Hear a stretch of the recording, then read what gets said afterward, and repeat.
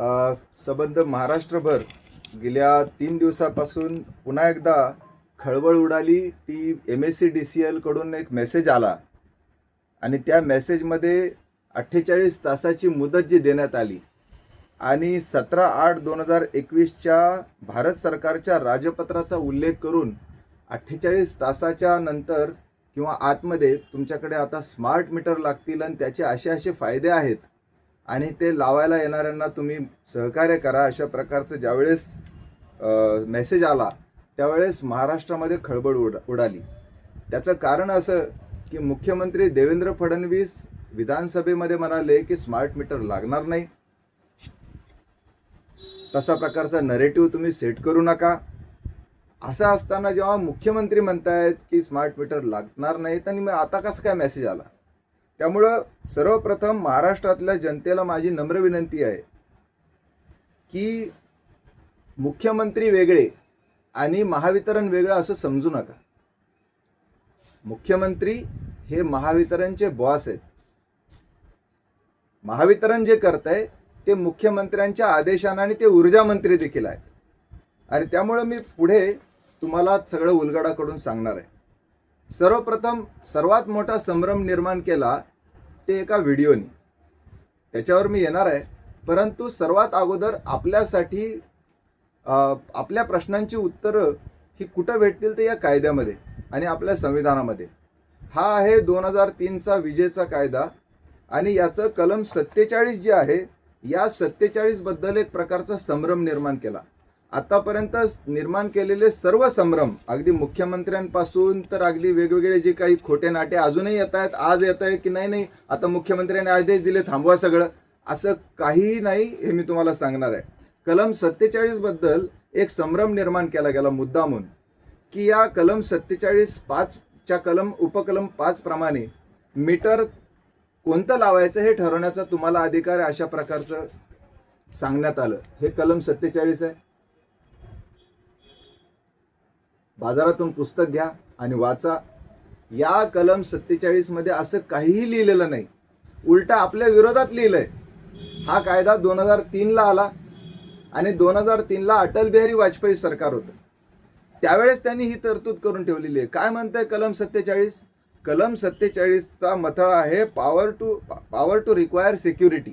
कोणाला security? लायसन्सीला security. कोण आहे लायसन्सी? हा आज महावितरण हे लायसन्सी आहे, उद्या अदानी असणार आहे. त्याच्यासाठी सगळं चाललंय. काय सिक्युरिटी दिलेली लायसन्सीला? लायसन्सीचं काम आहे की त्यांनी तुम्हाला वीज दिली पाहिजे, तुम्हाला मीटर दिलं पाहिजे आणि तुम्ही त्यांचं रिपेमेंट केलं पाहिजे, त्या वापरलेल्या विजेचे पैसे दिले पाहिजे. परंतु ही सिक्युरिटी 47 मध्ये त्यांना का दिलेली आहे? कारण तुम्ही त्यांना गॅरंटी दिली पाहिजे. ग्राहकांनी लायसन्सीला त्याच्या पेमेंटची गॅरंटी दिली पाहिजे. कशी द्यायची गॅरंटी? दर 6 महिन्याला तुम्हाला एक सिक्युरिटी डिपॉझिटचं कोरं बिल येतं दर 6 महिन्याला. आणि ते सिक्युरिटी डिपॉझिटची अमाऊंट कशी ठरते? तर तुमच्या पूर्ण वापराच्या याच्यावर जे तुमचं बिलिंग असतं त्याच्यावर ती रक्कम ठरते. जर ते 6 महिन्याला येणारं जे सिक्युरिटी डिपॉझिटचं जे बिल आहे ते जर तुम्ही भरलं नाही तर तुम्हाला प्रीपेड मीटर लागेल, असं 47(5) म्हणतंय. 47(5) काय म्हणतंय? जर तुम्ही सिक्युरिटी डिपॉझिट जर भरलं नाही तर तुम्हाला प्रीपेड मीटर लागेल आणि जर तुम्ही सिक्युरिटी डिपॉझिट भरलं तर तुम्हाला पोस्टपेड लागेल. हे 47 आहे. सिक्युरिटी डिपॉझिट भरणं काय किंवा प्रीपेड मीटर लावणं काय, हे दोन्हीही सारख्याच गोष्टी आहे. फास्टॅगवर आपण जसं हायवेला फास्टॅगचं हे लावतो त्याप्रमाणे तशाप्रमाणे ते सगळे पैसे त्यांच्याकडे राहणार आहेत. त्याच्यामुळं हे प्रीपेड पोस्टपेड हा खेळ आता थांबवला पाहिजे. हा संभ्रम आता थांबवला पाहिजे. प्रीपेडमध्ये देखील तुम्हाला भुर्दंडच आहे आणि पोस्टपेडमध्ये देखील तुम्हालाच भुर्दंड आहे. मुळातच स्मार्ट मीटर काय येत आहेत हा खरा प्रश्न आहे. आता यामध्ये कलम 55चा देखील उल्लेख करण्यात आला, त्याच्यावरही तुम्हाला स्पष्टपणे पुन्हा एकदा सांगतो. विधानसभेच्या निवडणुकीच्या अगोदर हे सरकार धादांत खोटं बोललं. आता हा 2003चा कायदा आहे आणि आपल्याला जो मेसेज आला त्या मेसेजमध्ये स्पष्टपणे म्हटलंय की भारत सरकारच्या राजपत्र दिनांक 17 ऑगस्ट 2021चं राजपत्र. मग जर भारत सरकारने जर 21ला निर्णय घेतलेला होता राजपत्रामध्ये, तर मग आता 4 महिन्यापूर्वी देवेंद्र फडणवीस असं कसं काय खोटं बोलले आणि त्यांच्यावर तुम्ही विश्वास कसा ठेवला? आज परत मुख्यमंत्र्याच्या नावाने परत खोटे व्हिडिओ पसरवले जात आहेत. मुख्यमंत्री खोटं यासाठी बोलले कारण तुम्ही लढू नये, रस्त्यावर उतरू नये, तुम्ही त्यांच्यावर विश्वास ठेवावा. माझी तुम्हाला विनंती आहे, न मुख्यमंत्र्यावर विश्वास ठेवावा न कोणावर विश्वास ठेवावा, तुम्ही कागदांवर विश्वास ठेवावा. अशाच प्रकारचा संभ्रम चंद्रशेखर बावनकुळे यांनी विधानसभेच्या निवडणुकीच्या पूर्वी पसरवला होता. ही बातमी तुम्हाला आठवते सगळ्यांना? ही बातमी सर्व वर्तमानपत्राच्या पहिल्या पानावर आली होती. घरोघरी स्मार्ट मीटर लागणार नाही. तेव्हा आम्ही सगळ्यांना सांगत होतो की केंद्र सरकारची, भारत सरकारची, मोदी सरकारची ही स्मार्ट ग्रीड मिशन योजना आहे आणि 2017 पर्यंत त्यांना पूर्ण भारतामध्ये स्मार्ट मीटर या अदानीसाठी लावण्याचा त्यांचा प्रोजेक्ट होता. तो त्यांचा लेट झालेला आहे. त्याच्यावर विश्वास ठेवू नका. कारण जर त्यावेळेस आम्ही पत्रकार परिषद घेऊन सांगितलं, हा आहे तो आदेश. त्यांनी आता कॉम्रेड भोयर जे सांगत होते ते ह्याच्यातले आकडे सांगत होते. हा 21/9/2023ची ऑर्डर आहे ही. म्हणजे अदानीला भांडूप, कल्याण, कोकण, परत अदानीला बारामती, पुणे, त्याच्यानंतर NCC कंपनीला नाशिक आणि जळगाव, त्यानंतर NCC कंपनीला लातूर, नांदेड, औरंगाबाद, मॉन्टे कार्लोला चंद्रपूर, गोंदिया, नागपूर, अकोला, अमरावती आणि जीनियस कंपनीला अकोला आणि अमरावती. असे कोट्यावधी रुपयाचा आणि कोट्यावधी हे सगळे मीटर लावण्याचं आदेश, कॉन्ट्रॅक्ट हे त्यांना दिलं. त्यावेळेस आम्ही ज्यावेळेस बावनकुळेंनी ही बातमी दिली, हे जेव्हा जाहीर केलं, त्यावेळेस आम्ही पत्रकार परिषद घेऊन सांगितलं होतं की बावनकुळेंनी हे दाखवावं की ही ऑर्डर रद्द झाली. ही ऑर्डर रद्द न करता ते फक्त मतांवर डोळा ठेवून तुम्हाला खोटं बोलले. आणि आता तुम्ही जा विचारला पाहिजे की बावनकुळे, तुम्ही हे जे बोलला होता ते आता कुठं गेलं? मुख्यमंत्री, तुम्ही जे बोलला होता ते आता कुठं गेलं? ते तर लांबच, पुन्हा ते खोटं बोलले. पण आता हे स्मार्ट मीटर आणतायत कशासाठी? माझं तुम्हाला नम्र निवेदन आहे की मंत्र्यांवर विश्वास ठेवू नका. अधिकारी खरं बोलतायत. आम्हाला आमच्या छत्रपती संभाजीनगरचे मुख्य अभियंता पवनकुमार कछोट यांनी हे उत्तर दिलं. हे त्यांच्या सहीचं पत्र आहे. अधिकारी कधीच खोटं बोलत नाहीत आणि कागदावर सही करून तर कधीच खोटं बोलत नाहीत. मंत्री खोटं बोलतात. हे पवनकुमार कछोट यांच्या सहीचं पत्र आहे आणि या पत्रात त्यांनी म्हटलंय आम्हाला उद्देशून, हे आमच्या भारतीय कम्युनिस्ट पक्षाच्या नावाचं निवेदनाला दिलेलं उत्तर. त्यामध्ये ते म्हणतायत की केंद्रीय वीज प्राधिकरण CEA आणि केंद्रीय विद्युत नियामक आयोग CERC यांच्या मार्गदर्शक तत्वाप्रमाणे आणि रिवॅम्प्ड डिस्ट्रीब्युशन सेक्टर स्कीम, जी केंद्र सरकारचा प्रोजेक्ट आहे, या अंतर्गत हे सगळे स्मार्ट मीटर लावणे बंधनकारक आहे. थांबवावी ही चर्चा आता 47च्या अनुषंगाने, 55च्या अनुषंगाने. आणि हे केंद्रीय वीज नियामक आयोग म्हटलंय म्हणजे कलम 55चा कंप्लायन्स देखील त्यांनी करून ठेवलेला आहे. हायकोर्टाचा कुठला तरी आदेश, असं काहीतरी बोललं जातंय. अहो, हायकोर्टाचा आदेश असेल तर मग अवमान याचिका दाखल करा ना. अवमान याचिका का दाखल केली नाही? मुळातच आपल्याला रस्त्यावर उतरल्याशिवाय पर्याय नाही, म्हणून ही आम्ही घरोघर पत्रक वाटली. इथं छत्रपती संभाजीनगरला आम्ही प्रत्येक महिन्याच्या पहिल्या बुधवारी सकाळी 10 ते 11 आम्ही आंदोलन करतोय आणि सतत लावून धरतोय. घरोघर जाऊन फॉर्म वाटतोय. 47/5चे नाही, मुख्यमंत्र्याला स्पष्टपणे या अर्जामध्ये आम्ही म्हणतोय की तुम्ही आम्हाला मतं घेत असताना स्मार्ट मीटर लावणार नाही असं म्हणून मतं घेतलेत. तुम्ही हे आता स्मार्ट मीटर रद्द करा. कशासाठी आणताय ते स्मार्ट मीटर ते आता सांगतो. आपण आपलं बिल कधी वाचतच नाही. हे आपलं बिल, या बिलच्या पाठीमागचा भाग आपण कधीच वाचत नाही. महाराष्ट्रामध्ये सर्वात महागडी वीज आपल्याला विकली जाते. आपण सहनशील आहोत. या बिलाच्या पाठीमागे लिहिलेलं आहे की 0 ते 100 युनिटपर्यंत आपल्याला 4 रुपये 28 पैसे हा दर लागेल एका युनिटला. त्याच्यानंतर 101 ते 300 युनिटपर्यंत आपल्याला 11 रुपये 10 पैसे आपल्याला दर लागेल. करा हिशोब, घ्या आपलं बिल आणि लगेच हिशोब करा. मी माझा केला आहे. मला 4 रुपये 28 पैसे आणि 11 रुपये 10 पैसे प्रमाणे मला बिल आलेलंच नाही आहे. का आलं नाही? कारण या ठिकाणी लिहिलंय हे सगळं ॲड झालंय. काय ते? हे आहे स्थिर आकार, वीज आकार, वहन आकार, इंधन समायोजन आकार, वीज शुल्क, वीज विक्री कर, हे सगळे ॲड केले. म्हणजे मला जर 1100 रुपयाचं बिल, 1100 रुपये या 4 रुपये 28 आणि 11 रुपये 10 पैशाप्रमाणे होत असेल, तर मला बिल आलं 2200 रुपयाचं. म्हणजे जवळपास 1200 रुपये हे सगळे व्याज, हे सगळं आलेलं आहे. वहन आकार, वीज शुल्क इत्यादी इत्यादी.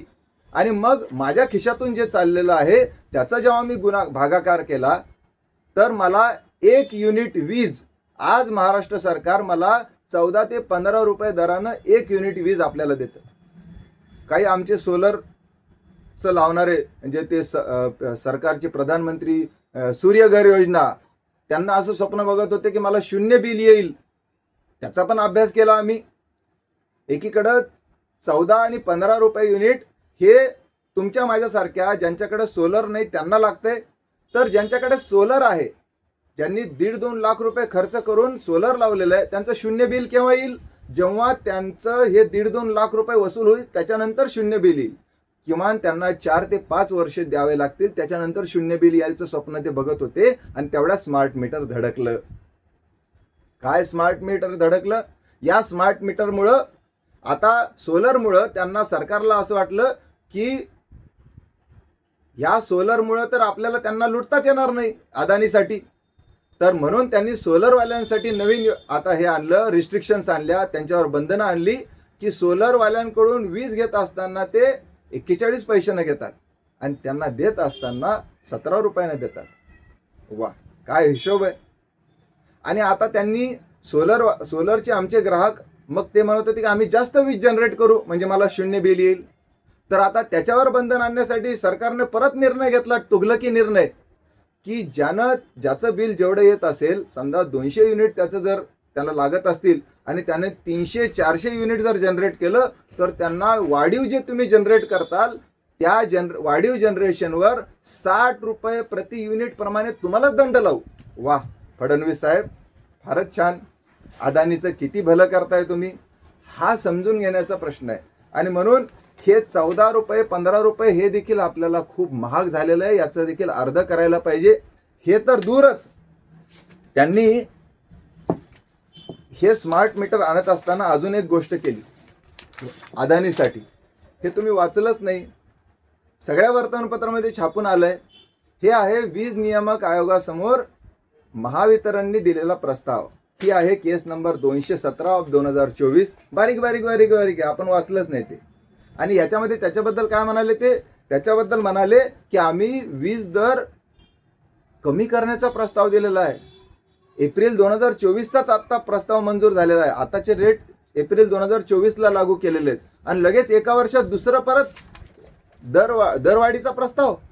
हा अदानीसाठी होता आणि हा TOD होता. याच्यावर आम्ही आक्षेप दिला, भारतीय कम्युनिस्ट पक्षानं आक्षेप दिला, अनेकांनी आक्षेप दिले. मग त्या ठिकाणी नाटक झालं, सुनावणीचं नाटक. यांचं ऐकायचं, त्यांचं ऐकायचं आणि जे करायचं ते करायचं. आजच्या तारखेला अजून त्यांनी झाकली मूठ केलेली आहे.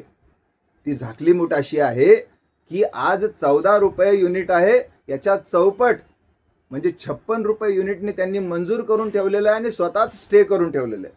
जसेच सगळे स्मार्ट मीटर लागतील तुम्हाला ते नवीन रेट लागू होतील. आता जर 56 रुपये युनिट जर त्यांनी जर मंजूर करून ठेवला असेल आणि स्वतः स्थगित करून ठेवला असेल आणि त्या 56 रुपयामध्ये 80 पैसे तुम्हाला दिवसाला कमी, वा क्या बात आहे. जाहिराती येऊ लागलेल्या आहेत की तो नवरा बायकोला सांगतो, अगं दिवसात ते फक्त ते वॉशिंग मशीन चालव, रात्री नको चालू, रात्री रेट जास्त असतो, आपण जरा स्मार्ट झालं पाहिजे.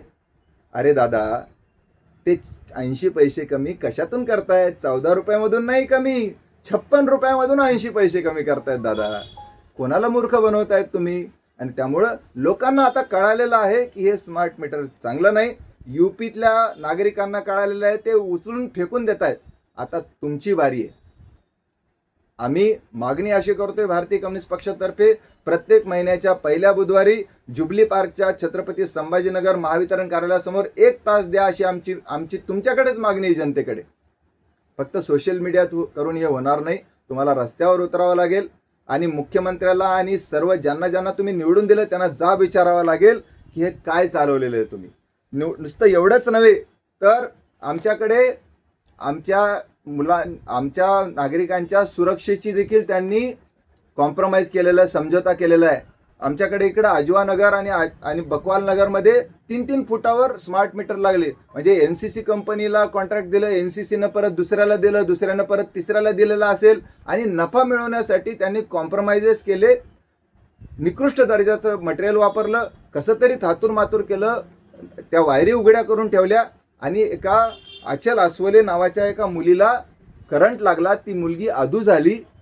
पोलीस त्यांच्याबद्दल त्यांचा FIR घेत नव्हते, उलट त्यांनाच धमक्या देत होते. मी स्वतः आमचे सगळे कार्यकर्ते, भारतीय कम्युनिस्ट पक्षाचे कार्यकर्ते उपोषणाला बसले आणि NCC कंपनीच्या विरोधातला पहिला FIR हा वाळूज MIDC वाळूज पोलीस स्टेशनला दाखल झाला. त्याच्याबद्दल आम्ही तिला 1 कोटी रुपयाचं नुकसान भरपाई द्या अशी देखील मागणी करत आहोत. केवळ हा दरवाढीचा प्रश्न नसून आपल्या सुरक्षेशी देखील हा मोठा खेळ आहे, मोठा समझोता आहे. आणि म्हणून तुम्हाला जर असं वाटत असेल की आता 47 मध्ये काही नाही, 55 मध्ये काही नाही, सरकारने असं करून ठेवलंय, तर सगळ्यात महत्त्वाचं उत्तर आपल्याला आपल्या संविधानाने दिलेलं आहे. या संविधानामध्ये हा कायदा जरी अटल बिहारी वाजपेयी आणि भाजपने पास केलेला असेल, हे जरी भाजपचे लोक हे अदानीला मिळून तुम्हाला मला लुटण्याचा प्रयत्न करत असतील, तरी संविधान आपल्यासोबत आहे. आणि या संविधानामध्ये म्हटलंय की पहिल्या पानावर की आम्ही भारताचे लोक हे सर्वोच्च आहोत. त्यामुळं सर्वोच्च असणाऱ्या भारताच्या लोकांनो रस्त्यावर उतरा आणि मुख्यमंत्र्याला जाब विचारा. ज्याप्रमाणे शेतकऱ्यांनी रस्त्यावर उतरून ते काळे कायदे परत घ्यायला लावलेत, तसा हा काळा कायदा देखील परत घ्यायला लावला पाहिजे.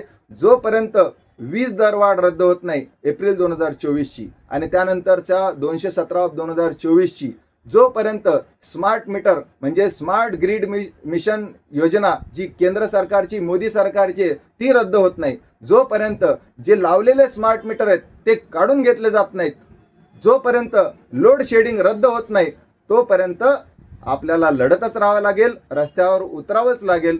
अनेक गोष्टी आहेत त्याच्याबद्दलच्या आपण सविस्तर बोलत राहू. भारतीय कम्युनिस्ट पक्षाचे कार्यकर्ते याबद्दल गेल्या 2 वर्षापासून रस्त्यावर आहेत. 2 वर्षापासून भारतीय कम्युनिस्ट पक्षाचे कार्यकर्ते सतत या विजेच्या प्रश्नावर आंदोलन करत आहेत. त्यांना साथ द्या. आम्ही देखील तुमच्यासाठी लढायला तयार आहोत, परंतु प्रत्येकाला सोबत यावं लागेल. तुम्ही नातेवाईकांच्या लग्नाला जायसाठी वेळ देता, कोणाचं दुःखद निधन झालं तर तिथंही जाऊन वेळ देता, आंदोलनाला पण वेळ द्यावा लागेल. तुम्हाला पैसे कमवण्यापेक्षा आता पैशाची बचत करण्यावर जास्त भर द्यावा लागेल, कारण आपली कमाई तेवढी होत नाहीये. जर तुम्ही आंदोलनासाठी वेळ दिला नाही तर येणाऱ्या काळामध्ये आपल्या कष्टाच्या कमाईवर मोठा डाका टाकला जाणार आहे, नाहीतर आपल्याला अंधारात राहावं लागणार आहे. आपण येणाऱ्या काळामध्ये संघर्ष कराल आणि हा तुगलकी निर्णय, हा भाजप सरकारचा अन्यायकारक निर्णय रद्द करण्यासाठी मोठा दबाव या सरकारवर आणाल अशी अपेक्षा करतो आणि थांबतो. इन्क्लाब जिंदाबाद.